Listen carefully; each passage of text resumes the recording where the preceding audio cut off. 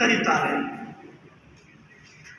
ಇದೆಲ್ಲವೂ ನಮ್ಮ ಸಮಾಜಕ್ಕೆ ಇದೆಯೋ ಅಥವಾ ಇಲ್ಲ? ಯಾರಾದರೂ ತಿಳ್ಕೊಂಡಿದ್ದೀವ?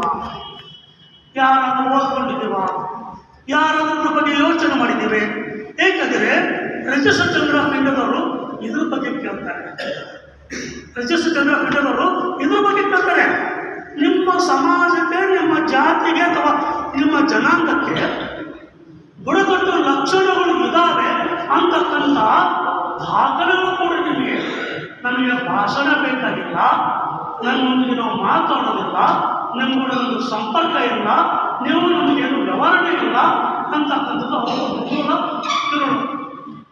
ಅವ್ರು ಏನು ಕೇಳೋದಿಲ್ಲ. ನಮಗೆ ದಾಖಲೆ ಬೇಕು. ಏನು ದಾಖಲೆ? ನಿಮ್ಮ ಸಮಾಜಕ್ಕೆ, ನಿಮ್ಮ ಜನಾಂಗಕ್ಕೆ ಬುಡಕಟ್ಟು ಲಕ್ಷಣಗಳು ಇದ್ದಾವೆ, ಎಷ್ಟು ಕಟ್ಟುಬಿಡ್ರಿ, ಉಳಿದಿದ್ದೀವಿ ಟೇಕೇರಂತಾರೆ. ದುರದೃಷ್ಟವಶ ವಿಠಲರು ಅವರು ನೇತೃತ್ವ ವಹಿಸಿ ದೊಡ್ಡ ಹೋರಾಟ ಮಾಡಬೇಕಾದಾಗ ಈ ಒಂದು ಕೊರತೆ ಅಲ್ಲಿತ್ತು. ಈ ಕೊರತೆ ಅಲ್ಲಿತ್ತು.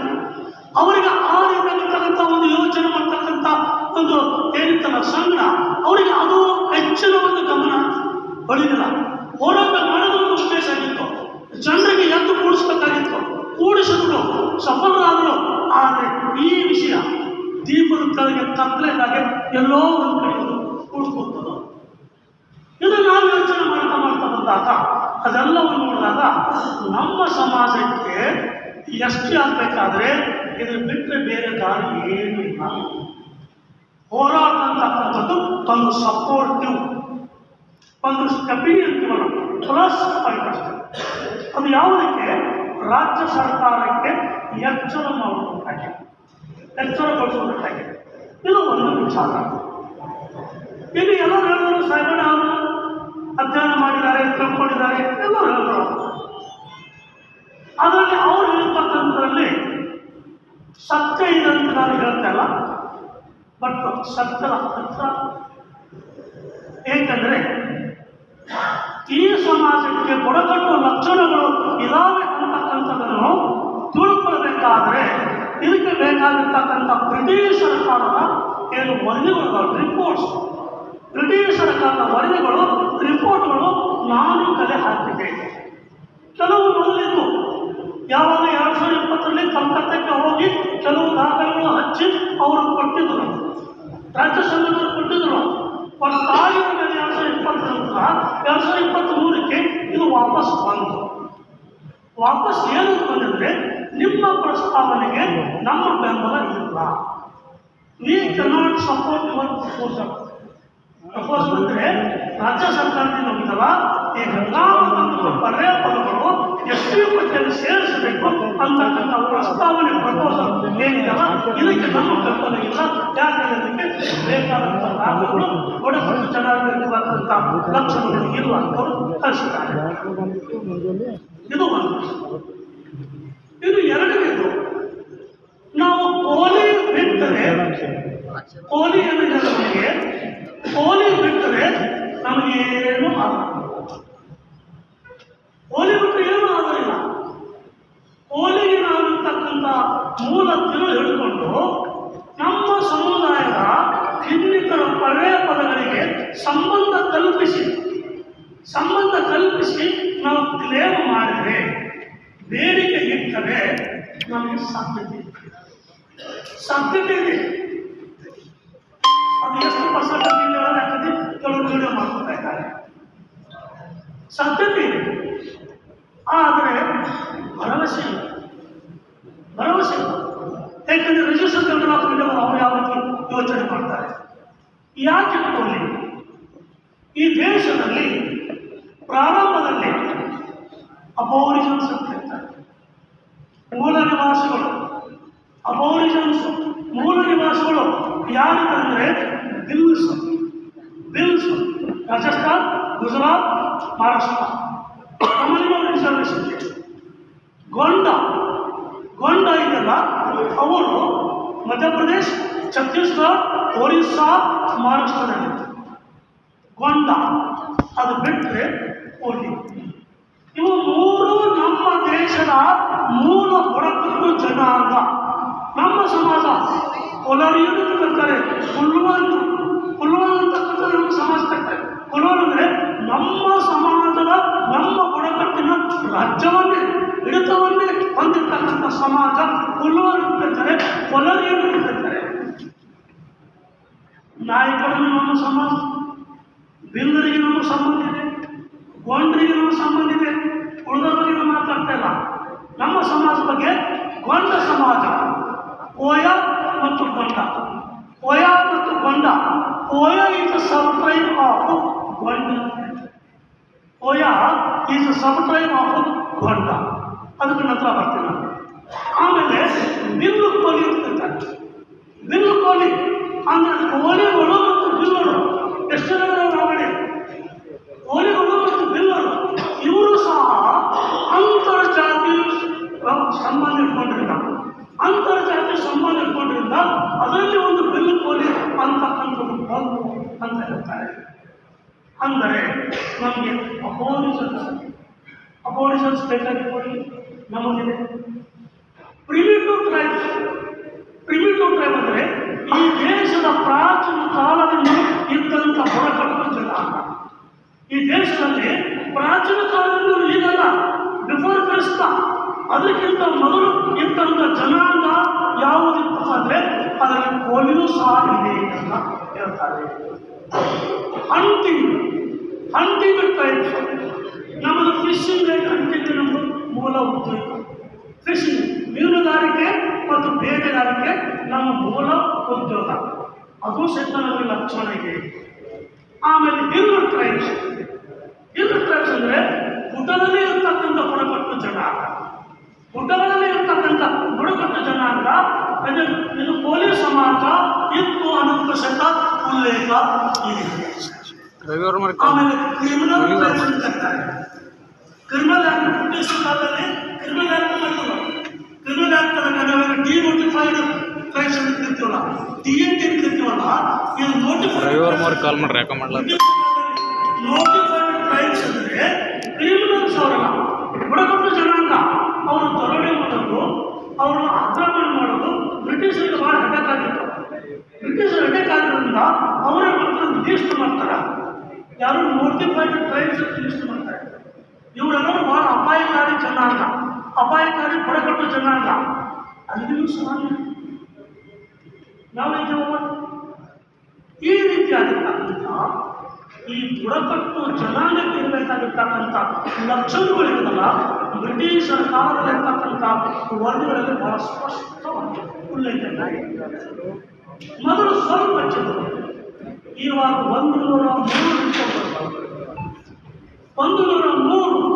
ಅದರಲ್ಲಿ 93 ರಿಪೋರ್ಟ್ಗಳು ಬ್ರಿಟಿಷರ 93 ರಿಪೋರ್ಟ್ಗಳು. ನನಗೆ 120 ಇದ್ದಾವೆ. 120ರಲ್ಲಿ 93 ರಿಪೋರ್ಟ್ಗಳಲ್ಲಿ ನಮ್ಮ ಸಮಾಜಕ್ಕೆ ಸಂಬಂಧಪಟ್ಟಂತೆ ಉಲ್ಲೇಖ ಇದೆ. ಅಂದರೆ ಕೋಲಿ ಸಮಾಜಕ್ಕೆ ಸಂಬಂಧಪಟ್ಟಂತೆ ಉಲ್ಲೇಖ. ಕಳ್ವರ ಕೋಲಿ, ಮಾದೇವ ಕೋಲಿ, ಚುಳ್ಳಿ ಕೋಲಿ, ಆಮೇಲೆ ಸೋನ್ ಕೋಲಿ. ಸೊ ಡಿಫ್ರೆಂಟ್ ಆಗಿರ್ತಕ್ಕಂಥ ಕೋಲಿ ಸಮಾಜ ಎಲ್ಲೆಲ್ಲಿ ಬಂತು ಅಂತ ನಮ್ಮ ಸಮಾಜ. ಇನ್ನು ನಾವು ಕೋಲಿ ಮತ್ತು ಕೋಯ ಇವೆರಡಕ್ಕೂ ನಾವು ಕಬ್ಬಲಿಗ, ಅಂಬಿಗ, ಬಾರಿಕ ಮತ್ತು ಭ್ರಷ್ಟ ಇದಕ್ಕೆ ಸಂಬಂಧ ಕಲ್ಪಿಸಿದ್ರೆ ಮಾತ್ರ ನಮಗೆ ಸಾಧ್ಯತೆ ಇದೆ. ಬಾರಿಕ ಅಂತಕ್ಕಂಥದ್ದು ಮದ್ರಾಸ್ ಪ್ರೆಸಿಡೆನ್ಸಿಯಲ್ಲಿ SC ಕೆಟಗರಿಯಲ್ಲಿ ಇತ್ತು. ಸ್ವಾತಂತ್ರ್ಯಕ್ಕಿಂತ ಪೂರ್ವದಲ್ಲಿ SC ಕೆಟಗರಿ ಕೊಲ್ಚಾ ಅಂತಕ್ಕಂಥದ್ದು, ಕೋಳಿಗೋರ್ ಅಂತಕ್ಕಂಥದ್ದು ಮತ್ತು ಮಚ್ಚಿ ಅಂತಕ್ಕಂಥದ್ದು, ಬಾರಿಕ ಅಂತಕ್ಕಂಥದ್ದು SC ಪಟ್ಟಿಗಳಲ್ಲಿ ನಮ್ಮ ಸಮಾಜ ಪರ್ಯಾಯಪದಗಳು ಇದ್ದವು. ನಮ್ಮ ಸಮಾಜ ಇತ್ತು.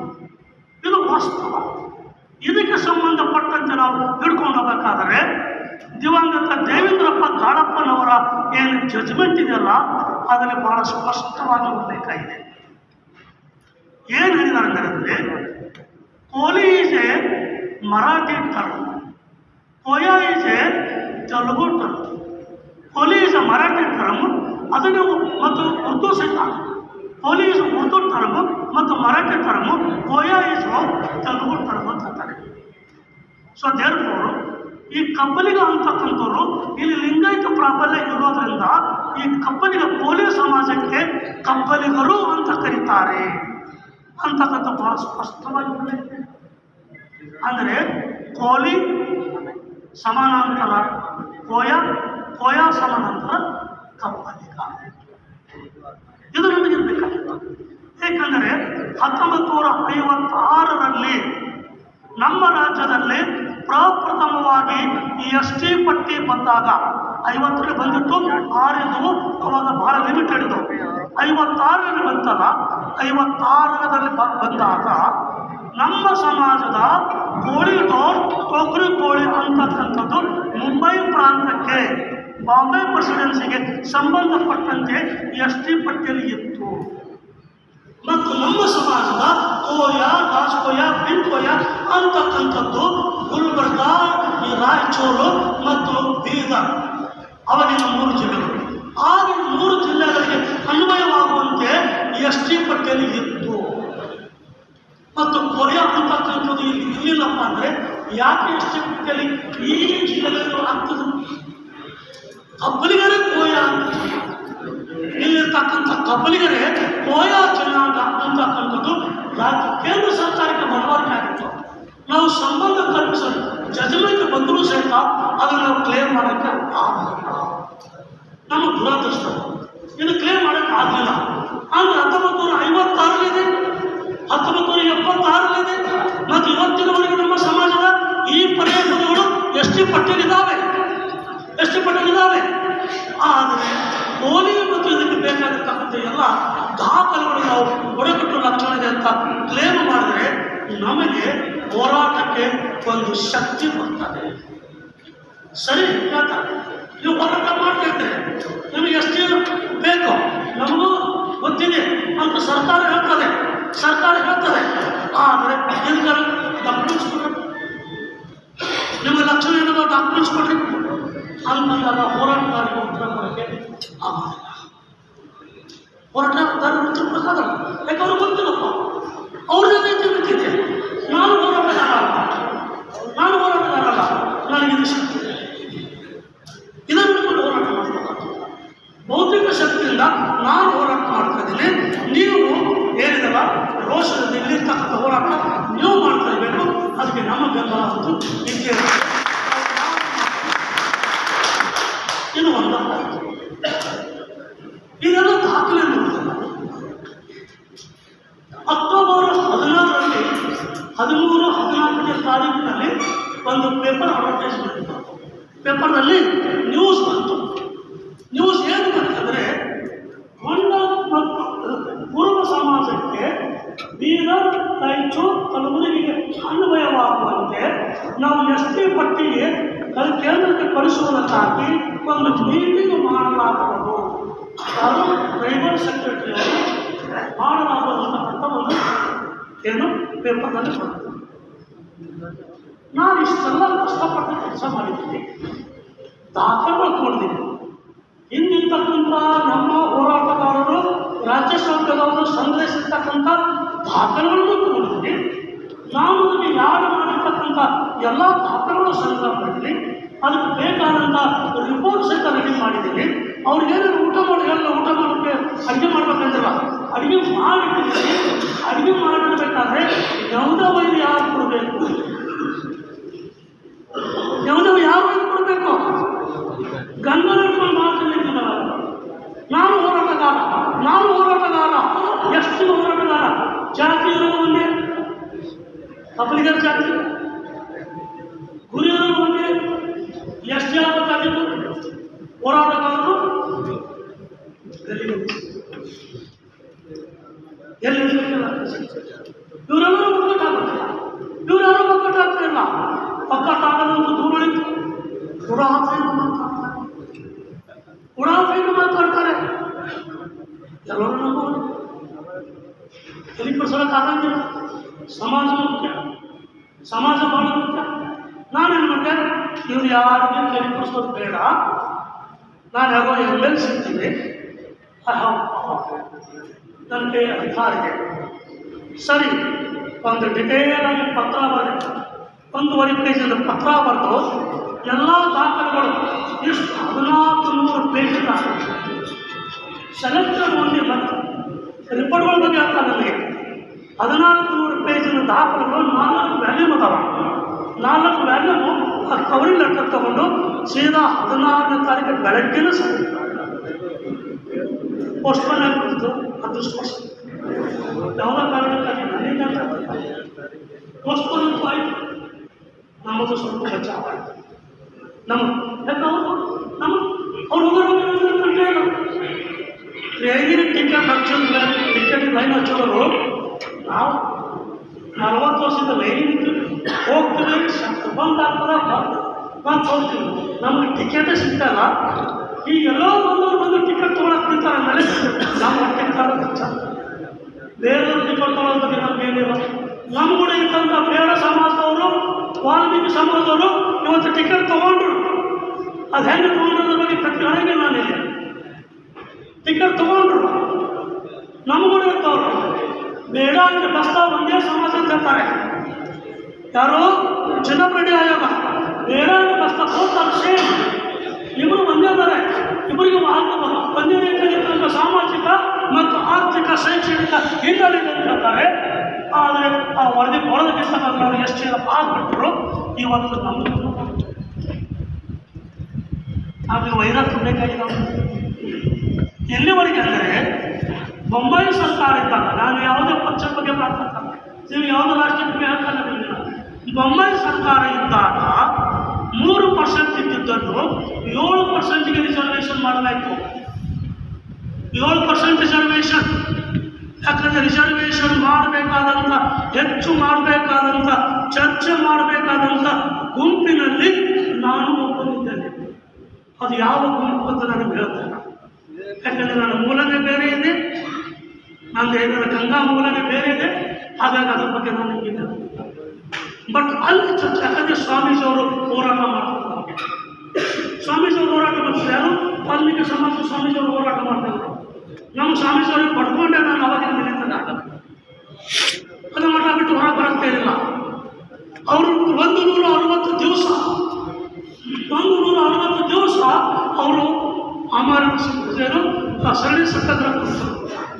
ಇನ್ನು ಸರ್ಕಾರ ಸ್ವಲ್ಪ ಅವ್ರು ರಿಸರ್ವೇಷನ್ ಕೇಳಿದ್ದೆ ನಮ್ಗೆ 5% ಕೊಡಲಿಲ್ಲ, 5% ಸ್ವಾಮೀಜಿ ಅವ್ರು ಕೇಳಿದ್ರು. ನಮ್ಗೆ 5% ಇಲ್ಲ 5% ಕೊಟ್ಟು ಸಾಕು ಅವ್ರು ಕೇಳಿದ್ರು. ಯಾಕಂದರೆ ಜನಸಂಖ್ಯೆ ಅಷ್ಟೇ. ಈಗ 50 ಲಕ್ಷ ಜನಸಂಖ್ಯೆ ಇದೆ.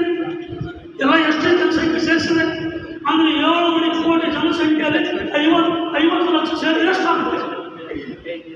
ಈ 5% ಕೊಡಬೇಕಂತಂದಾಗ ಅವಾಗ ಏನು ಯೋಚನೆ ಮಾಡಿದ್ರೆ ಒಮ್ಮೆ ಏರ್ಸಿದ ಮೇಲೆ ಮತ್ತೆ ಯೋಚನೆ ಆಗೋದಿಲ್ಲ. ಯಾಕಂದರೆ ಮ್ಯಾಕ್ಸಿಮಮ್ 7% 7ಗಿಂತ ಹೆಚ್ಚಿಗೆ ಹೆಚ್ಚಕ್ಕಾಗಲ್ಲ. ಒಮ್ಮೆ ಹೆಚ್ಚು ಕೊಡೋರು ಕೊಡ್ತೀವಿ, ಒಮ್ಮೆ 7 ಕೊಟ್ಟು ಕೊಡೋಣ. ಯಾಕೆ ಕೊಡೋಣ ಅಂದರೆ ಕಾಡು ಕೊಡರಲ್ಲಿ ನಿಂತಾರಲ್ಲಿ, ಕೋಳಿ ಸಮಾಜ ನಿಂತಾರಲ್ಲಿ.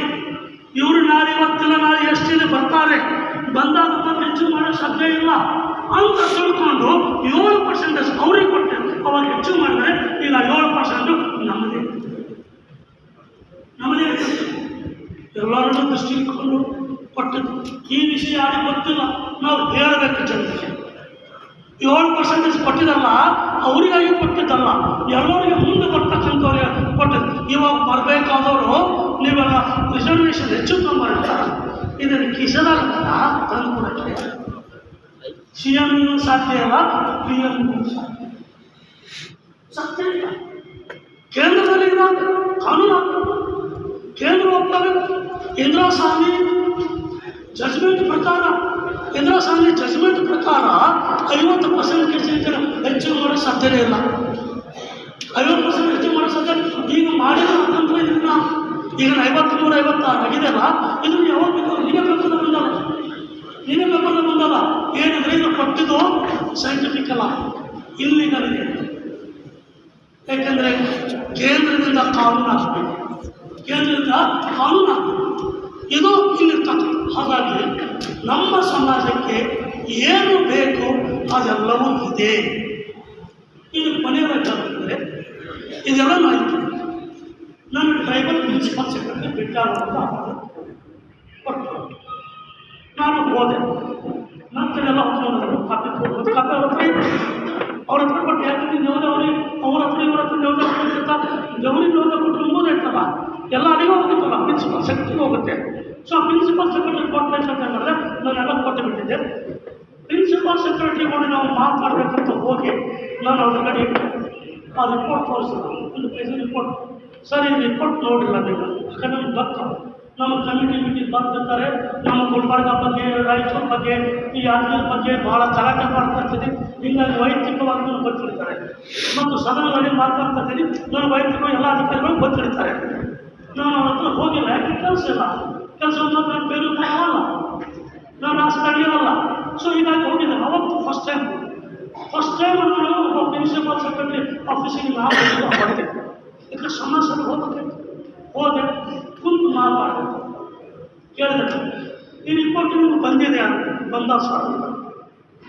ನಾನೆಲ್ಲ ದಾಖಲೆ ತೋರಿಸಿ ಇದೆಲ್ಲ ತೋರಿಸಿ ಇದೆಲ್ಲವೂ ನಮ್ಮ ಸಮಾಜ ಎಷ್ಟೇ ಅಲ್ಲ ಮತ್ತು ಇದಕ್ಕೆ ಮುಂದೆ ಏನು ನೋಡ್ತಿದ್ದೇವೆ. ಇದು ಬಂದು 2 ವರ್ಷ ಆಯಿತು. 2 ವರ್ಷ ಆಯಿತು. ಏನು ಮಾಡಿದ್ರು ಅಂತಂದರೆ ನಾವು ಫೈಲ್ ಕ್ಲೋಸ್ ಮಾಡಿದ್ವಿ. ಯಾರಿಗಾದ್ರೂ ಗೊತ್ತಿದೆ ನಮಗೆ? 2 ವರ್ಷ ಆಯಿತು ಫೈಲ್ ಕ್ಲೋಸ್ ಮಾಡಿದ್ವಿ ಅಂತ ಸರ್ಕಾರದವ್ರು ಹೇಳ್ತಾರೆ. ನಾವಿಲ್ಲಿ ಹೋರಾಟ ಮಾಡ್ತಾ ಇದ್ದೀವಿ, ಚಿಂತನೆ ಮಾಡ್ತಾ ಇದ್ದೀವಿ. ವಾಟ್ಸಪ್ನ ಹೆಂಗೆ ಬೇಕಂತ ಬೆಳಗ್ಗೆ 6 ಗಂಟೆ ಅಂದ್ರೆ ಸಾಕು, ರಾತ್ರಿ 12 ತನಕ ಬರ್ತಾನೆ ಇರ್ತಾವ. ಅಲ್ಲಿ ಫೈಲ್ ಕ್ಲೋಸ್ ಆಗಿದೆ, ಅಂಗಡಿನ ಮುಚ್ಚಾರ. ನಾವು ಚೀಲ ಹಾಕೊಂಡಿದ್ದೀವಿ, ಕಿರಾಣಿ ಎಲ್ಲ ಗೊತ್ತೇ. ಸೊ ಇದು ಹಂಗಾದ್ರೆ ಹೆಂಗೆ ಸರ್ ಮತ್ತು ಮುಂದೆ ಹೆಂಗೆ ನಾವು ಹೋರಾಟ ಮಾಡ್ತಾ ಇದ್ದೀವಿ. ನಿಮ್ಮಂಥ ಅಧಿಕಾರಿಗಳಿಗೆ ಸಮಾಜ ಬೆಂಬಲ ಮಾಡಬೇಕು. ಇಷ್ಟೆಲ್ಲ ದಾಖಲೆಗಳಿದಾವ, ನೀವು ಕಳಿಸ್ಬೇಕಂತಂದಾಗ ಅವರು 2 ಮಾತಾಡ್ತಾರೆ. ನೀವೇನು ಕೊಟ್ಟು ಸರ್ ನಾನು ಟ್ರೈಬಲ್ ಎಕ್ಸಿಕ್ಯೂಟಿವ್ ಕಳಿಸ್ತೀನಿ. ಅವ್ರೇನು ಒಪಿನಿಯನ್ ಕೊಡ್ತಾರೆ ಬಂತು. 2ನೇದು ಫೈಲ್ ಓಪನ್ ಮಾಡಬೇಕಲ್ಲ, ಹೆಂಗೆ ಅಂತ ಕೇಳಿದೆ. ಫೈಲ್ ಓಪನ್ ಮಾಡಬೇಕಾದ್ರೆ ನನಗೆ ಮಂತ್ರಿಗಳು ಸಂಬಂಧಪಟ್ಟಂಥ ಮಂತ್ರಿಗಳು ಬುಡಕಟ್ಟು ಕಲ್ಯಾಣ ಇಲಾಖೆ ಇವತ್ತು ಬುಡಕಟ್ಟು ಕಲ್ಯಾಣ ಇಲಾಖೆ ಯಾರ ಹತ್ರ ಇದೆ? ಯಾರಿಗೆ ಸಂಪರ್ಕ ಮಾಡತ್ತೀವಿ? ಯಾರಿಗೆ ಬೇಕತ್ತೀವಿ? ಯಾರಿಗೆ ಕೈ ಜೋಡಿಸಕತ್ತೀವಿ? ಆಗುತ್ತಾ ಇದು? ಇಲ್ವಲ್ಲ. CM ಇಂದ ಓಪನ್ ಆಗುತ್ತೆ ಈ ಫೈಲು. ಸನ್ಮಾನ್ಯ ಮುಖ್ಯಮಂತ್ರಿ ಸಿದ್ದರಾಮಯ್ಯ ಅವರಿಂದ ಈ ಫೈಲ್ ರೀಓಪನ್ ಮಾಡಿರಿ, ಈ ಫೈಲ್ ಮತ್ತು ಪ್ರಪೋಸಲ್ ಕಳಿಸ್ರಿ. ಅದಕ್ಕೆ ಬೇಕಾದಂಥ ಏನು ಕುಲಶಾಸ್ತ್ರಿ ಅಂತೇಳಿ ಹೇಳ್ತಾರೋ, ಏನು ಬಿಟ್ಟು ಹೋದ ಪರ್ಯಾಯ ಪದಗಳು ಅಂತ ಹೇಳ್ತಾರೋ, ಅಥವಾ ನಾವು ಕೊಟ್ಟು ದಾಖಲೆಗಳು ಕಳಿಸ್ತಾರೋ, ಅಥವಾ ಇನ್ನು ಹೊಸದು ಫೈಲ್ ರೆಡಿ ಮಾಡ್ತಾರೋ, ನಮ್ಮ ಕೈಯಲ್ಲಿ ಯಾರ ಕೈಲಿಲ್ಲ. CM ಪ್ರಿನ್ಸಿಪಾಲ್ ಸೆಕ್ರೆಟರಿ ಏನು ಡಿಸಿಷನ್ ತಗೋತಾರ ಅದ್ರ ಮೇಲೆ ಹೋಗ್ತದೆ. ಅವ್ರಿಗೆ ಎಚ್ಚರಗೊಳ್ಬೇಕಾದ್ರೆ ನಾವು ಹೋರಾಟ ಮಾಡಬೇಕಾಗಿಷ್ಟೇ. ಈ ಹಿನ್ನೆಲೆಯಲ್ಲಿ ಯಾಕೆ ಹೋರಾಟ ಮಾಡ್ತೀವಿ ಈಗ ಬರ್ತೀವಿ ನನಗೆ. ಇಷ್ಟೆಲ್ಲ ಹಿನ್ನೆಲೆಯಲ್ಲಿ ನಾವು ಯಾಕೆ ಹೋರಾಟ ಮಾಡಬೇಕು ಅಂದರೆ ಇಲ್ಲಿ ಇಂಟೆಲಿಜೆನ್ಸ್ ರಿಪೋರ್ಟ್ ಹೋಗ್ತಾರೆ. 1ನೇದು. 2ನೇದು ಜನರಿಗೆ ಸಿಟ್ಟು ಬರ್ತಾರೆ, ರೋಷದಲ್ಲಿದ್ದಾರೆ. ಇದು ರಾಜಕೀಯವಾಗಿ ನಮಗೆ ಮುಳು ಆಗ್ತದೆ. ಯಾಕಂದ್ರೆ ಈಗಾಗಲೇ ಭಾಳ ಜನರಿಗೆ ಮುಳು ಆಗಿದೆ.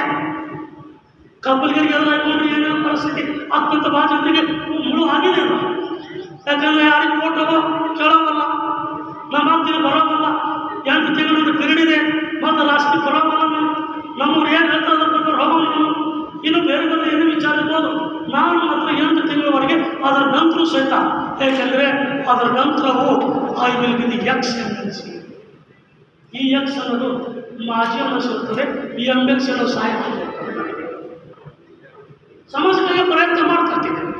ನನ್ನ ದೃಷ್ಟಿಯಲ್ಲಿ ಮಾಡ್ತಾರೆ. ಅಂದರೆ ಈ ಫೈಲು ಮುಖ್ಯಮಂತ್ರಿಗಳು ಓಪನ್ ಮಾಡಬೇಕಾಗಿದೆ, ಮುಖ್ಯಮಂತ್ರಿಗಳು ಕಣ್ತರಿಸಬೇಕಾಗಿದೆ. ಮುಖ್ಯಮಂತ್ರಿಗಳು ಕಣ್ತರಿಸಬೇಕಾದಾಗ ನಾವಿಲ್ಲಿ ಹೋರಾಟ ಮಾಡಬೇಕಷ್ಟೆ. ಹೋರಾಟ ಮಾಡಿದ್ರೆ ಅವಾಗ ಕೂಸತ್ರ ತಾಯಿ ಹಾಲು ಕೊಡಿಸ್ತಾರೆ. ಇದರ ಬಲ ತಾಯಿ ತನ್ನ ಬಳಿತ ಕೆಲಸ ಮಾಡ್ತಾರೆ. ಹಾಗೆ ನಾವು ಅದು ಎಲ್ಲಿಂದ ಇನ್ನೂ ಹೇಳ್ತೀನಿ, ಅದು ಕಲಬುರಗಿನಲ್ಲೇ ಆಗಬೇಕು.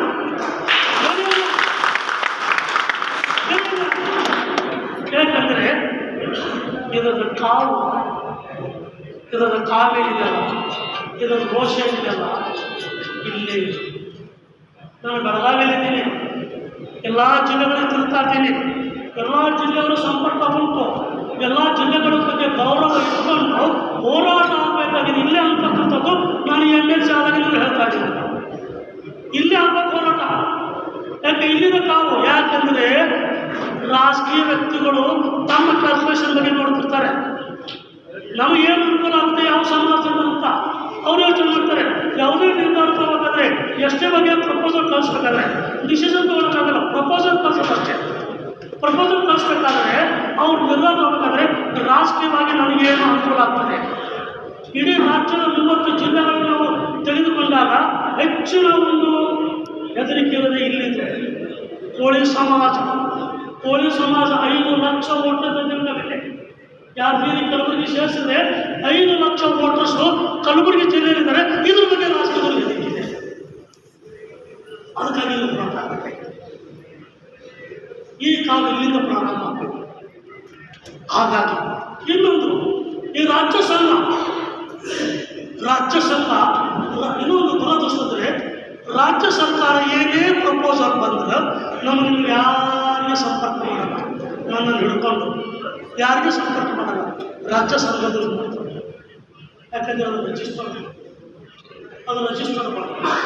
ಅವರಲ್ಲಿ ಹೋದ್ರೆ ಸಾಕು ಮಾಡ್ತಾರೆ, ಮಾಡ್ತಾರೆ. ಅದಕ್ಕಾಗಿ ಇಲ್ಲಿ ಕಾವು ಬಂದರು.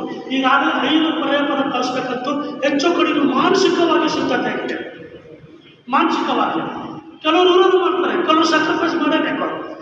Nothing something is better than nothing ಅಂತೀವಲ್ಲ.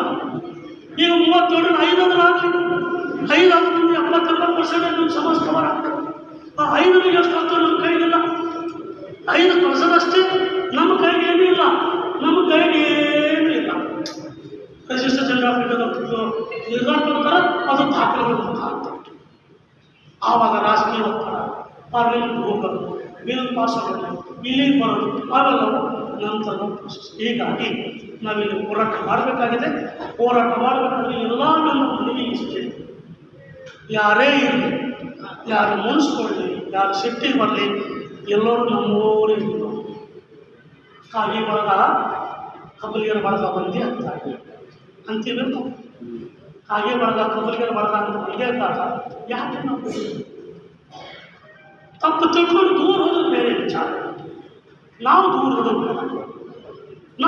ಬೇಡ. ಎಲ್ಲರೂ ಬರ್ಕೊಂಡು ಎಲ್ಲರೂ ಬರೋಣ ಸಮಾಜ ಹಿಡ್ಕೊಂಡು ಹೋಗೋಕ್ಕಾಗ್ತದೆ. ಸೊ ಹೀಗಾಗಿ ನಾವೆಲ್ಲರೂ ಸೇರಿಕೊಂಡು ಈ ಹೋರಾಟ ಆಗಬೇಕು. ಈ ಹೋರಾಟ ಆಗಬೇಕಾದ್ರೆ ಇದು ಬಹಳ ವ್ಯವಸ್ಥಿತವಾದಂಥ ಹೋರಾಟ ಆಗಬೇಕು. ಸುಮ್ಮನೆ ಆಟಕ್ಕೂ ಲೆಕ್ಕಿಲ್ಲ ಅನ್ನೋದು ಹೋರಾಟ ಮಾಡಬಾರ್ದು. ಭಾಳ ವ್ಯವಸ್ಥಿತವಾದಂಥ ಹೋರಾಟ ಮತ್ತು ಭಾಳ ಶಾಂತಿಯುತವಾದಂಥ ಹೋರಾಟ ಆಗಬೇಕು. ಘೋಷಣೆ ಮಾತ್ರ ಹೋಗೋದು. ಏಕೆಂದರೆ ಕಬ್ಬಲಿಗರು ಕೆಟ್ಟವರು ಅಂತಕ್ಕಂಥ ಏನು ಭಾವನೆ ಇದೆಯಲ್ಲ ಅದು ತರಿಸಬೇಕು. ಕಬ್ಬಲಿಗರು ಬಹಳ ಸುಧಾರಿಸಿದ, ಅವರು ಕೆಟ್ಟವರು ಅಲ್ಲ. ನಿಮ್ಮ ದೃಷ್ಟಿಕೋನ ಕೆಟ್ಟದಿದೆ, ನಾವು ಕೆಟ್ಟವರಲ್ಲ. ನಿಮ್ಮ ದೃಷ್ಟಿಕೋನ ಕೆಟ್ಟದಿದೆ, ನಾವು ಕೆಟ್ಟವರಲ್ಲ. ಹೀಗಾಗಿ ನಾವು ಒಳ್ಳೆಯವರಿದ್ದೀವಿ. ಯಾಕೆ ಒಳ್ಳೆಯವರು ಅಂದರೆ ಒಳ್ಳೆಯದಕ್ಕಾಗಿ ಹೋರಾಟ ಮಾಡ್ತಕ್ಕಂಥವ್ರು. ಒಳ್ಳೆಯದಾಗಿ ಇಂತಹ ಸಹಿಸ್ಕೊಂಡಿದ್ರೆ, ಕಬ್ಬಲಿಗರು ಸಹಿಸ್ಕೊಂಡಿದ್ರೆ ಇದೇ ನಮ್ಮ ಒಳ್ಳೆತನ. ಏಕೆಂದರೆ ಯಾವ ಸಮಾಜನೂ ಸಹಿಸ್ಕೊಳ್ತಾ ಇಲ್ಲ. ಯಾವ ಸಮಾಜನೂ ಸಣ್ಣ ಸಮಾಜ ಇವತ್ತು ಕುಡಿದು ನಿಲ್ತಾ ಇದ್ದಾರೆ. ದಯವಿಟ್ಟಲ್ಲ ಶಕ್ತಿ ಇದ್ದು, ನೀವು ಜನಸಂಖ್ಯೆ ಇದ್ದು, ಇಷ್ಟು ರಾಜಕೀಯ ಒಂದು ಓಟ್ಗಾಗಿ ಕಟ್ಕೊಂಡು ನಾವು ಯಾರಿಗೂ ಹೋಗಿ ನಾವು ಮಾಡೋದು. ಹಾಗಾಗಿ ನಮ್ಮ ಸಮಾಜ ಬಾಂಧವರೇ, ಇವತ್ತೊಂದು ಒಳ್ಳೆಯ ಬೆಳವಣಿಗೆ 2 ವರ್ಷಗಳ ನಂತರವಾದರೂ ಈ ಚಿಂತನೆ ಪ್ರಾರಂಭ ಆಗಿದೆ. ಇದಕ್ಕೆ ಒಂದು ತಾರ್ಕಿಕ ಅಂತ ನೀವೆಲ್ಲರೂ, ಏಕೆಂದರೆ ಇದರಿಂದ ರಾಜಕೀಯ ಬೆನಿಫಿಟ್ಗಳು ಏನಾಗಬೇಕಾಗಿಲ್ಲ. ಕೊನೆಯ ಸ್ಪಷ್ಟನೆ ಕೊಡ್ತಾರೆ. ಇದರ ಬೆನಿಫಿಟ್ ನನಗೆ ಏನು ಆಗಬೇಕಾಗಿಲ್ಲ. ಯಾಕೆಂದರೆ ಆಲ್ರೆಡಿ ನಾನು MLC ನಾನು ಮುಗಿತು, ನಾನು ಜನಿತ್ತು, ನಾನು ಎಲ್ಲಿಗೆ ಹೋಗ್ಬಿಟ್ಬೇಕು ಅಲ್ಲಿ ಹೋಗ್ಬಿಟ್ಟಿದ್ದೀನಿ.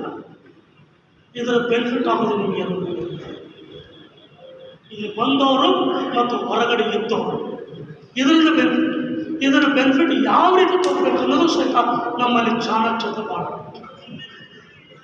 ಚಾಣಕ್ಷತೆ ಮಾಡಬೇಕು, ಅದನ್ನು ಸರಿಯಾಗಿ ಬಳಸ್ಕೋಬೇಕು. ಆವಾಗ ಈ ಸಮಾಜಕ್ಕೆ ನ್ಯಾಯ ಸಿಗ್ತದೆ. ಅಲ್ಲಿವರೆಗೆ ಈ ಹೋರಾಟ ನಿರಂತರವಾಗಿರಬೇಕು ಅಂತ ನಿಮ್ಮ ಎಲ್ಲ ಸೋದರಲ್ಲಿ ನಾನು ಬೇಡ್ಕೊಳ್ತಾ ಬಹಳ ಖುಷಿ ಆಯಿತು. ಇವತ್ತು ಇಷ್ಟೆಲ್ಲ ಜನ ಸೇರಿ ಇಷ್ಟೆಲ್ಲ ಜನ ಬಂದಿದ್ದು 4 ತಾಸು ಕುಂತಿದ್ದೇವೆ. ನಾವು ಕೂಡೋದೇ ಮಾಡ್ತೀವಿ, ಕುಂತಿದ್ದೇವೆ ಅಂದರೆ ನಮ್ಮಲ್ಲಿ ಆಶಾಭಾವನೆ ಇನ್ನೂ ಇದೆ. ನಮ್ಮ ಸಮಾಜದ ಹತ್ರ ಆಶಾಭಾವನೆ ಇನ್ನೂ ಇದೆ. ಆ ಸಮಾಜದ ಆಶಾಭಾವನೆಗೆ ನಾವು ಮುಖಂಡರು ಮೋಸ ಮಾಡಬಾರ್ದು. ನಮ್ಮ ಸ್ವಾರ್ಥಕ್ಕಾಗಿ ಬಳಕೆ ಮಾಡ್ಕೋಬಾರ್ದು. ಅವರ ಒಂದು ಮನೋಬಲ ಇನ್ ಕೇಸ್ ನಮ್ಮ ಸಮಾಜ ಹೇಳ್ತಾ ಇದ್ದೀನಿ. ನಾನು ಯಾರೋ 30 ವರ್ಷ ಈ ಫೈಲ್ ಹಿಡ್ಕೊಂಡು ತಿರುಗಾಡ್ದಾರಲ್ಲ, ತಿರುಗಾಡ್ದಾಗ ಹೇಳಿದ್ರು ಅಂದರೆ ಇಷ್ಟೆಲ್ಲ ಹೋರಾಟ ಓಡಾಡ್ತೀನಿ, ನೀವು ಯಾಕೆ ಆಗಲಿಲ್ಲ? ಇಲ್ಲ ಸರ್, ನಾವು ರಿಜಿಸ್ಟರ್ ಜನರಲ್ ಆಫ್ ಇಂಡಿಯಾಗೆ ಒಳಗಡೆ ಆಫೀಸ್ಗೆ ಹೋಗಿ ನಾವು ಮಾತಾಡಿ ಬರ್ತೀವಿ.